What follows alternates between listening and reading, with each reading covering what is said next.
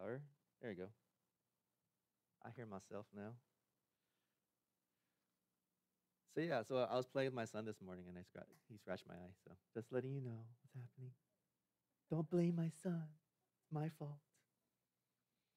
I beat him up. I know. I steal his stuffed animals. That's why. Ah, but this morning we'll be talking about how do you deal with like personal, not so much personal challenges, but how do you deal with people attacking you, or if you look in the book of Nehemiah, if we, kind of up until this time, right, rebuilding the wall, the first three chapters are kind of like the external pressures, like the people in the surrounding countries, they're putting pressure on them as a whole, as a city. And then in chapter 5, it's talking about how internally the citizens of the city, how they have all these problems. Like the rich people are taking advantage of the poor people have to sell their property and even their kids in order to survive. And Nehemiah has to deal with that, right? So again, this is all the pressures. If you think about pressure, how do you react under pressure?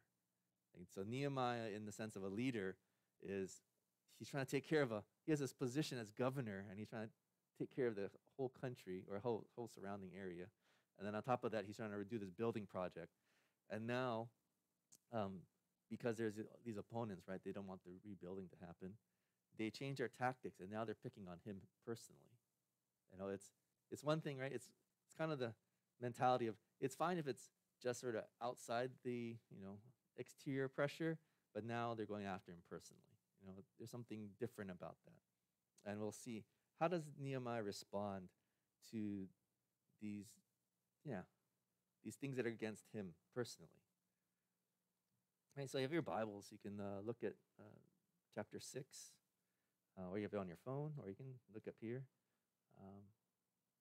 Hey, when the word came to Sanballat, Tobiah, and Geshem, the Arab, and the rest of our enemies, that I had rebuilt the wall, and not a gap was left in it, though up to that time I had not set the doors in the gates. Sanballat and Geshem sent me this message: "Come, let us meet together in one of the villages on the plain of Ono." Right, so this is where there's a kind of a switch here. They had been up to this time. These are the governors of the surrounding areas, like north, east, and south of them, right? And they are the ones that are trying to keep Jeremiah from building the walls. And so at this point in time, they have actually finished rebuilding the walls, and now they're trying to put the gates on. And these guys are saying, "Hey, come, let's meet out here in this village." And the place that they're trying to meet is somewhere towards the edge of the boundary of Judah, and then somewhere towards Samaria. So somewhere basically in the middle of nowhere. And say, "Hey, come meet with us." And now can you imagine what was the status quo before this? Well, Sanballat and Tobiah, these guys are all influencing Jerusalem. Right? As we'll see later on, parts in this chapter, but in the next chapters, they have all these relationships and business deals going on in Jerusalem. And so when when Nehemiah comes in, he's actually opposing them, right? He basically closes the gates later on the Sunday and to say, "Hey, go away." And so what do you think these guys are doing when they say, "Hey, come, let's talk"? I don't know. What would you do if someone asked you, your enemies ask you, "Hey, come meet, let's go meet out here in the middle of nowhere"? Yeah. Okay. End of verse 2 here. "But they're scheming to harm me. So I sent messengers to them with this reply: I am carrying out on a great project and cannot go down. Why should the work stop while I leave and go down to you? 4 times they sent me the same message, and each time I gave them the same answer." Okay, so if you want to look at what exactly are they trying to do? Well, they're basically saying, "Hey, come out here in the middle of nowhere," and Nehemiah picks up on it and says, "Well, they're probably trying to capture me. They're either going to kidnap me or they're going to try to kill me." Right? But he doesn't actually say that in their answer to him. Right? He tells them, "Well, I can't leave. If I leave, the work's going to stop," which is exactly what they would want to happen, right? And so if you want to talk about what were their tactics, right? They're trying to delay him. Right? They're trying to delay the work so that they could either get words back to the king, they could do whatever they could to stop the work. Um, or they're trying to distract him from the work. Right? If you put enough pressure on anybody, at some point they'll crack, right? And that's kind of the problems if we look at just life in general. Right? The more things get piled on you, at some point, either you are able to deal with each one, or you somehow compartmentalize your mind to say, okay, I have time to deal with this one now, I have time to deal with this one. But if you keep adding things on, what happens to most people? Not everyone, but most people, you start getting a little frazzled, right? You start getting a little like, okay, I got to escape, or you just have a mental breakdown. Right? And so this is kind of what these guys are doing. They're just trying to, let's break Nehemiah. We couldn't stop them from building. We couldn't keep them from rebuilding the wall. So let's just break Nehemiah. And so that's kind of what they're doing. But if you look at his response, he actually kind of just puts them off, if you will.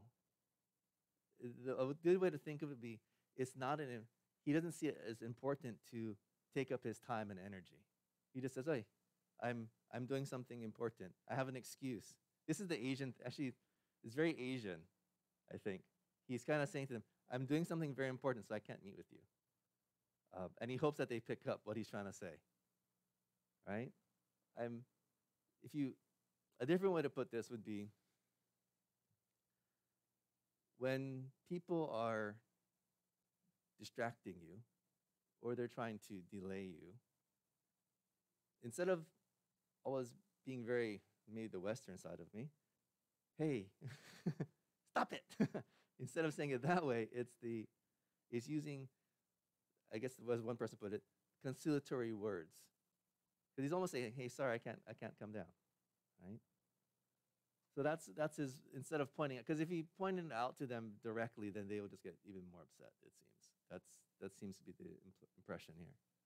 Okay, so, but being firm, yeah, but using conciliatory words, not trying to offend, but being firm on what he was trying to do, being firm on his mission. Okay, verse 5, then the fifth time, Sanballat sent his aide to me with the same message, and in his hand was an unsealed letter, which was written, it is reported among the nations, and Gresham said it is true, that you and the Jews are plotting to revolt. Therefore, you're building the wall. Moreover, according to these reports, you're about to become their king, and they have even appointed prophets to make this proclamation about you in Jerusalem. There is a king in Judah. Now this report will go back to the king. So come, let us confer together. And so if you think about what's going on here, the first 4 times, they're trying to force them. They're just asking him, I won't say nicely, but they're saying, hey, come, let's talk about things. Now they're saying, they sent a letter. And the idea of an open letter is that in those days, you would seal things. We kind of do it, we sort of do it nowadays. If you get a really important letter, if you get a wedding invitation, sometimes they'll get the envelope and they'll put a little seal or a little sticker at the back of the envelope to make it look pretty. I won't say pretty. Maybe they make it look more official. But that's what they did in those days. It was actually, they would seal letters to show that the letter is enclosed and hasn't been read by other people. And by sending it as an open letter, it's showing that you're lower class than me, so I'm just going to send you an open letter. Also, if it's an open letter, it means that the contents might have been spread out. Right? And so these are the rumors that they're trying to put in place. And the rumors might cause a misunderstanding amongst other people. A good way to put this would be, I was fishing up in Vancouver once with a friend, and as we're fishing, we had caught one of these fishes. We caught a big king salmon, and we had let it go, and it was hanging out in the shallow water there. And another one of the guys on our trip, he caught one of the fishes. He caught a salmon too, and so when he brought it in, the other one ran off. Well, some guy was watching above us on a bridge, and Canadians don't like Americans coming over to go fish there. And so he's like, "Hey, you guys switched the fish out and all these things." And so I'm gonna call the game wardens. And so I told my friend that was the guy who kind of brought us all up there. I said, "Hey, should we leave?" And he says, "No, I'm not leaving. We didn't do anything wrong." I was like, "Oh, that's true. You're right." But I don't want to have to talk to the game warden. So I'm like, "We should leave." Right? what was going on in that situation. If we left, what would happen? Appearance of what? Wrongdoing. By staying there, like, hey, we're not, you come talk to them, come, send them to us. This is what's going on here. If Nehemiah says, yeah, well, maybe I should talk to you, or there's this implication of saying, hey, you're doing something wrong, and so you need to come talk to us. And if Nehemiah gives into that, it actually says, well, yeah, you're right, I actually am doing wrong. Right? So there's this, Sanballat is almost saying, I'm going to expose you, right? I'm going to slander you. I'm going to shame you into maybe thinking you're doing something wrong so that you stop doing what I want you to do, right? Or you stop building this wall. So this is what Nehemiah does. I sent him this reply. Nothing like what you are saying is happening. You're just making it up out of your own head. They're all trying to frighten us, thinking their hands will get too weak for the work and will not be completed. But I prayed, now strengthen my hands. Okay, so if you can see what Nehemiah is saying here, he's saying it's a figment of your imagination. That's kind of the American way of saying it, right? It's a fabrication. You're making it up. It's all in your head. And it's not only does he send that reply to them, right? Because he's saying that's totally untrue. Again, if you think about that fishing thing, if we had actually ran off, then it would just make the situation worse because you're almost showing that you're guilty by doing things that show that you're guilty. But by saying, no, we'll stay here and we'll let the game warden come. We'll talk to him. It's saying, no, nothing happened. This was our side of the story. And that's kind of when people are threatening to slander or to shame you, it's a matter of saying, no, what I'm doing is right, either lawfully or by conscience before God. This is what's right. And in those times, what you have to do is like Nehemiah. It's to choose faith over fear. It's to say, no, this is what's right. This is the right thing to do. And yes, there may be penalties for it, but this is the right thing to do. It might hurt, but it's the right thing to do. And then you say, okay, God, I'm choosing to trust you, right? Because that's what they were trying to do. That's what Sanballat was trying to do. They're trying to frighten us. Again, when it comes to church and when it comes to doing things for God, even for your own, personal witness to people, what are you afraid of? Are you afraid of their rejection because you're a believer? Are you afraid of whatever they might think of you because you say, well, I go to church, and knowing that if you make that statement, they might associate you with all these other, there's a lot of different groups out there that claim to be Christians that are doing things like, well, that's not, I don't quite agree with what they're doing. Well, if I have the name Christian attached to me, there might be a sense of shame. There might be a sense of rejection. And what you need to remember, again, like Nehemiah, is saying, no, what they're doing, no, I think it's wrong too. And this is who I am. This is how I choose to live my faith. And then in the midst of that, it's, okay, God, now let my witness, let my character shine through and allow this person to see who I really am, see what it means to be a believer. And that's kind of, sometimes we get so afraid of the shame or the slander or the whatever is out there that could give us a bad name that we don't say, well, hey, that stuff's not true, and hey, this is who we are.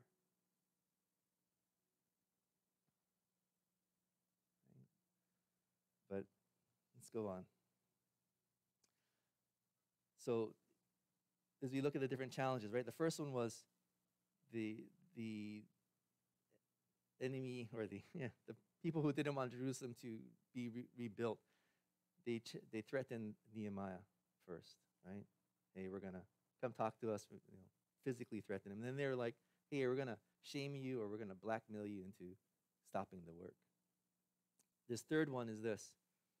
So one day, I went to the house of Shemaiah, son of Delaiah, and the son of Metabel, who was shut in his home. He said, "Let us meet in the house of God, inside the temple. Let us close the temple doors, because men are coming to kill you. By night, they're coming to kill you." Right? And it's, if you want to think of Old Testament, um, he's acting the role of a prophet. And so this all centers around the idea of, why is he shut in? And if he's a shut in, depending on his reasons to being shut in, why can he still go to the temple? Okay, so go back one step. Why is he shut in? Well, usually you're shut in because you're ritually unclean, or that you're having a static, you're having this prophetic experience, or it's a way to do a prophetic act. If you look again, you look at the Old Testament and look at some of the, like, is it Ezekiel, or I think it's Ezekiel, or some of the other guys. What would they do? They would dress up in a certain way. I think it's where Ezekiel laid on one side of his body for so many days, and then he then laid on the other side of his body for so many days, and it was to show this is how many days they're going to attack Jerusalem. And it's sort of oh, they did strange things, but they did a whole act, if you will. And that's what he's doing, it seems like. He's doing this act of being in his room as a way to say, hey, Nehemiah, this is something really important. We actually don't know why Nehemiah went to visit him. We're just told that it happened. So maybe he called Nehemiah. Maybe Nehemiah was searching for, I need some help. God, I need just some encouragement from God. And then this man, Shemaiah, said, hey, let's go into the house of God, inside the temple. So it's not just the temple proper, but it's actually this is like supposed to be the inner place, right? The Holy of Holies area. Let's go inside and close the doors, because someone's going to come and kill you. Someone's trying to assassinate you. They're trying to kill me too. That's why I'm hiding. So let's go together.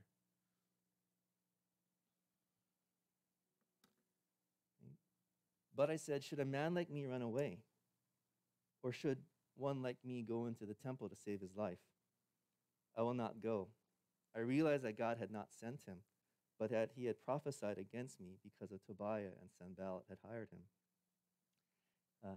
He had been hired to intimidate me so that I would commit a sin by doing this, and then they would give me a bad name to discredit me.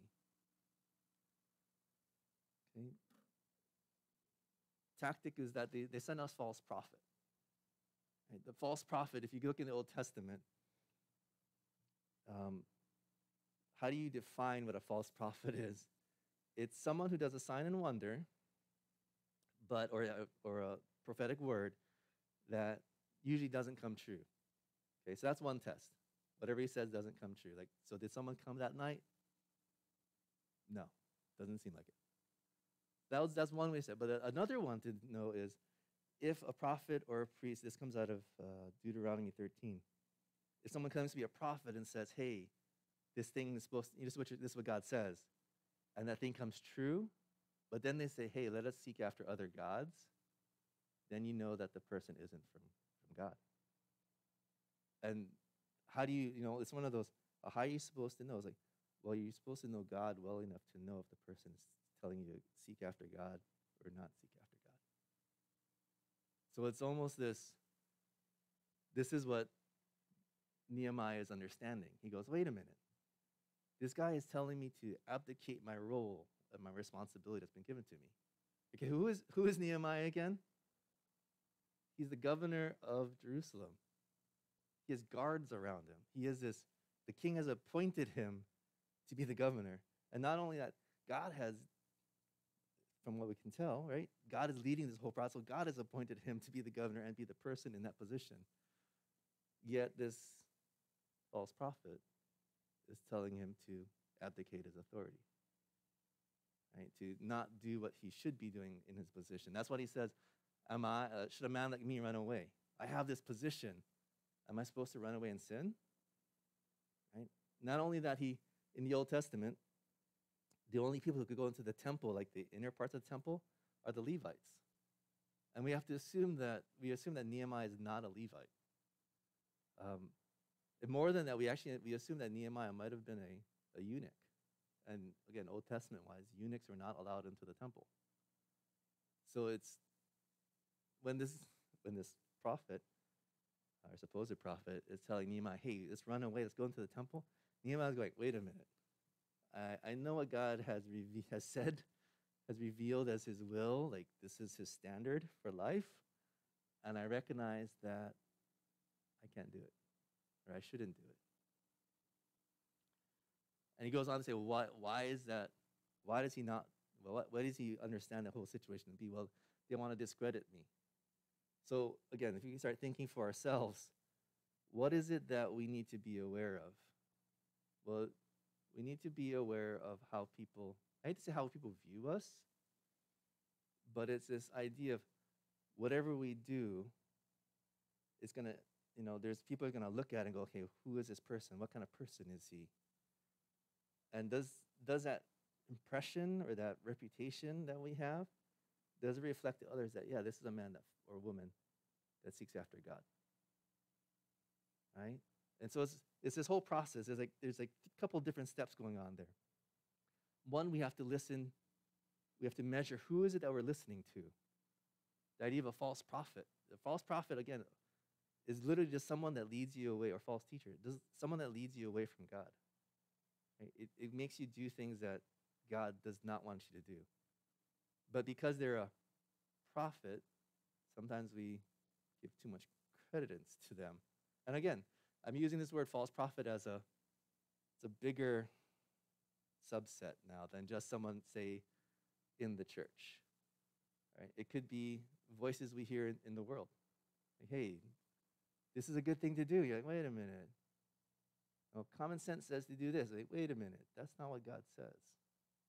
Are we putting up those barriers, if you will? Are we putting up those tests and saying, hey, these people who claim to be representing me, or they claim to have this special knowledge, are they actually directing me towards God, or are they directing me away from God?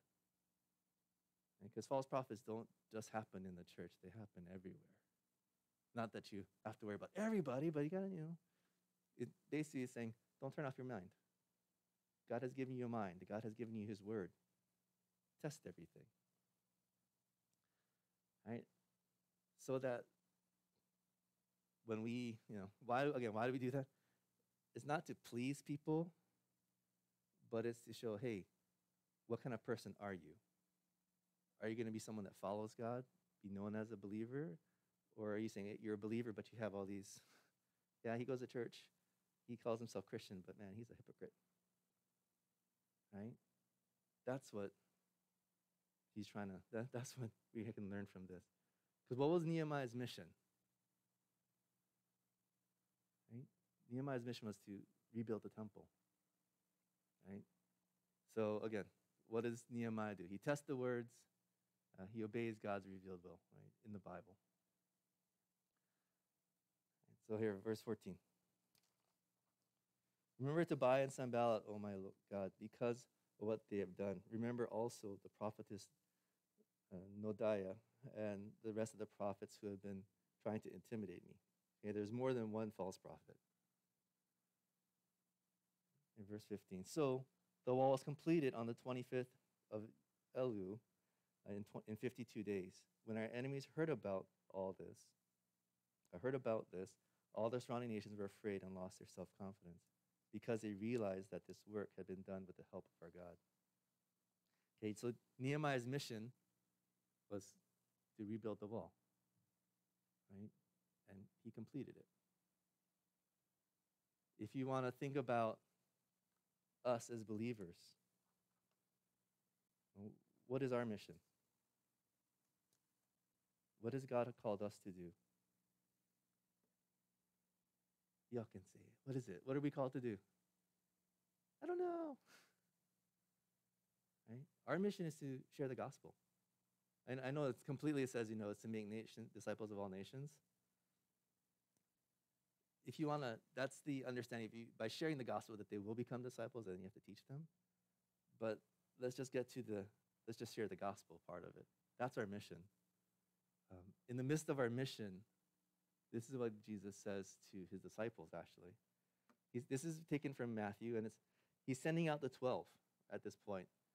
And although you could actually, you could read the whole passage and say, well, it's just for the disciples, but my understanding is as you You can read what he says to the disciples and specific things they can do they might not be able to do. But this seems to be more of a general principle. It says, behold, I'm sending you out as sheep in the midst of wolves. So be wise as serpents and innocent as doves. Right? So sheep are pretty defenseless in front of wolves. They don't have the teeth. They don't have the claws. They don't, vegetarians versus, meat eaters. So they're going to lose regardless. There's no way for them to really win. And so Jesus says this, because I'm sending you out there as defenseless against the people around you, be wise, be prudent, shrewd, cunning, sensible.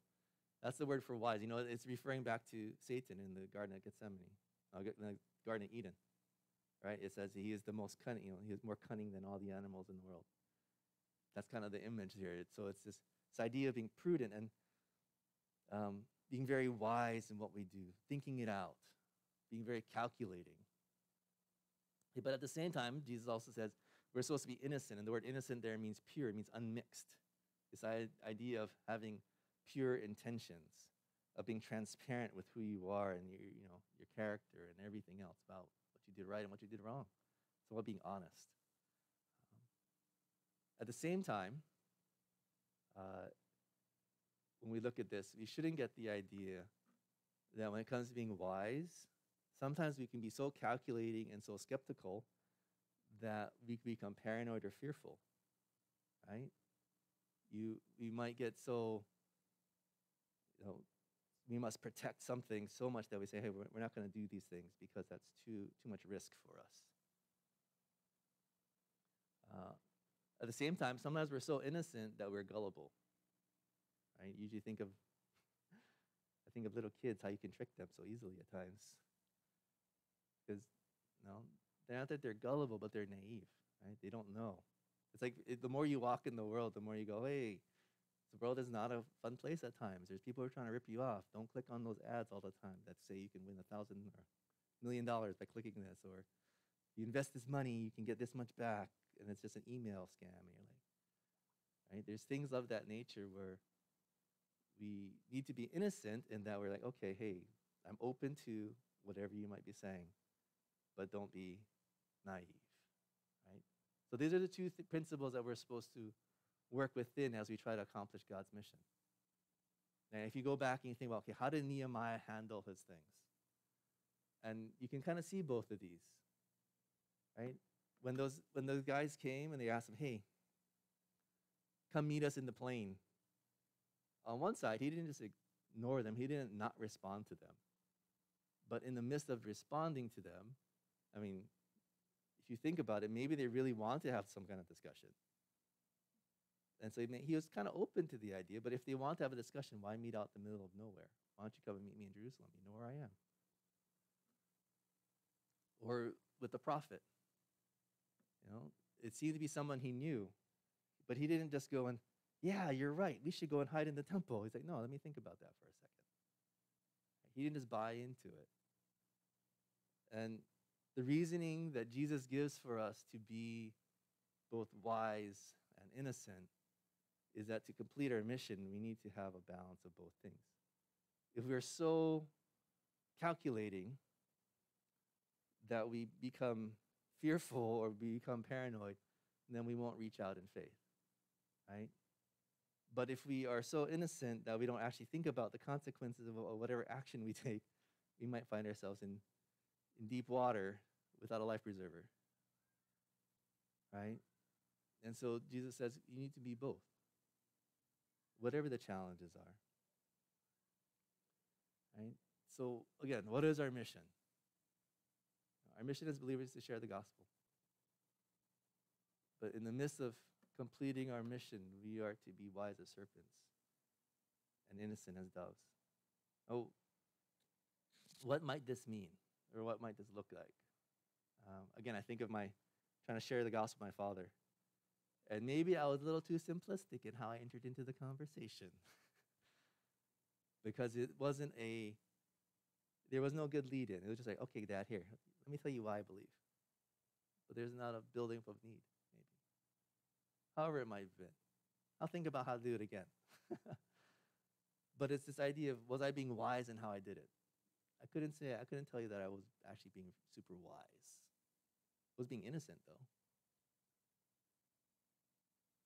What I'm trying to say is when you think about how do you go about sharing the gospel, let us not just fumble into it, but let us think through it. Let us be wise and think, how is the best way to present something? How is the best way to help people know who God is? How is the best way to encourage them in using things that we know to help people come to know God?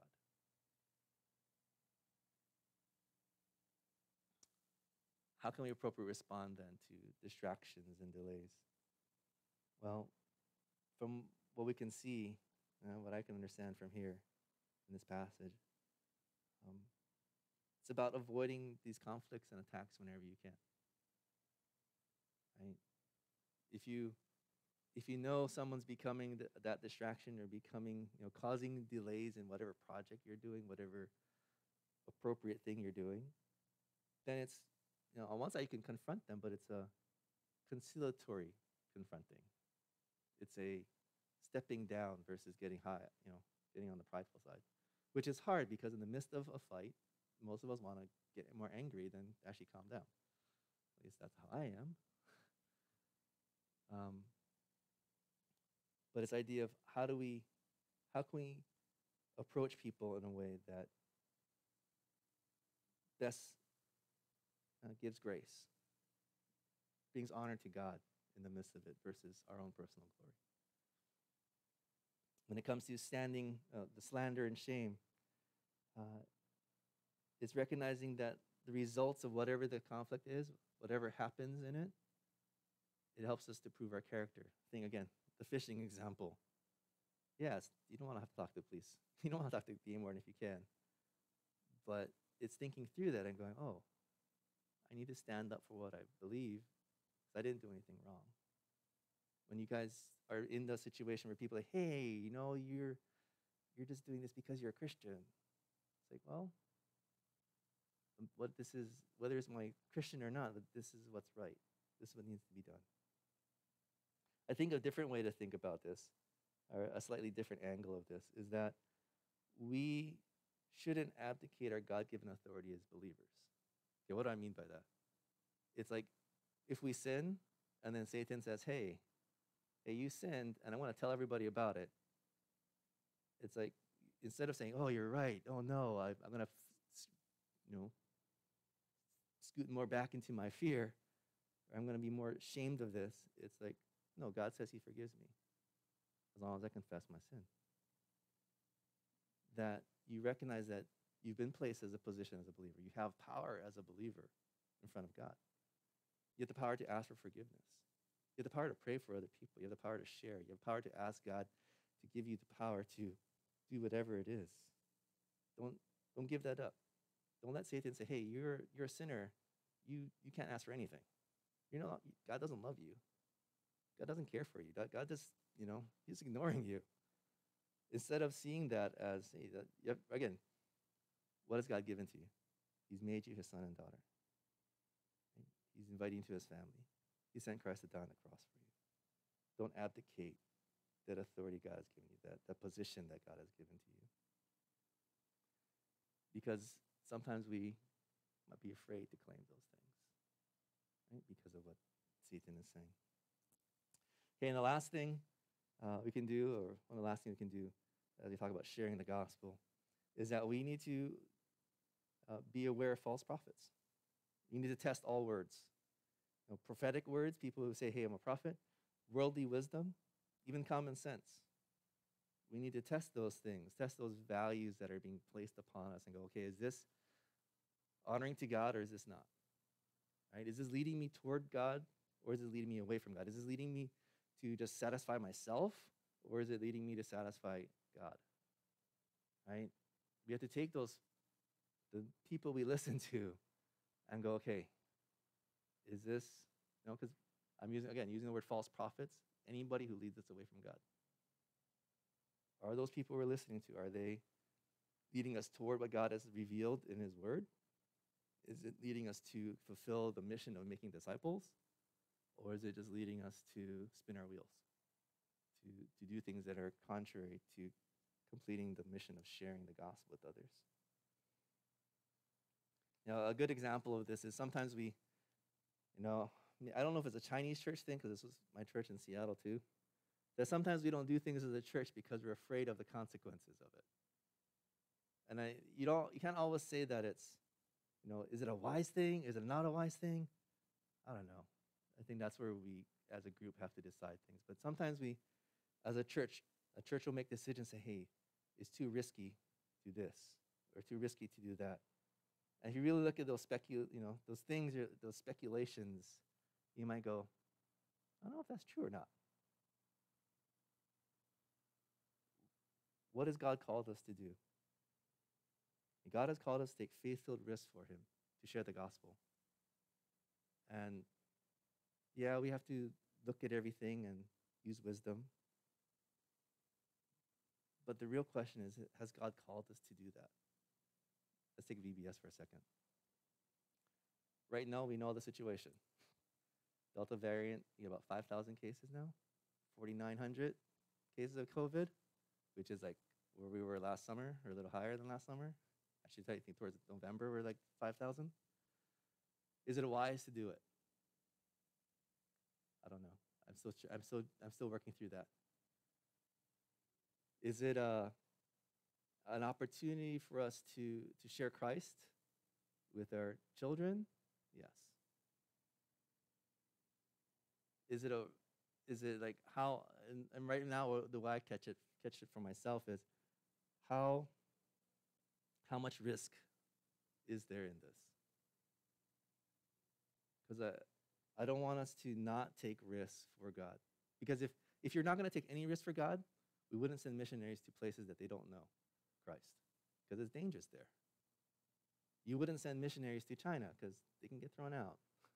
You wouldn't send missionaries into Islamic nations because they can get tried and convicted, or they can get kidnapped and killed. I'm not saying that our VBS is on that level, but you recognize what is the mission God has given us. There are definitely risks involved in that. But are we willing to say, okay, God, how can I walk in faith with you? Is this the right thing to do?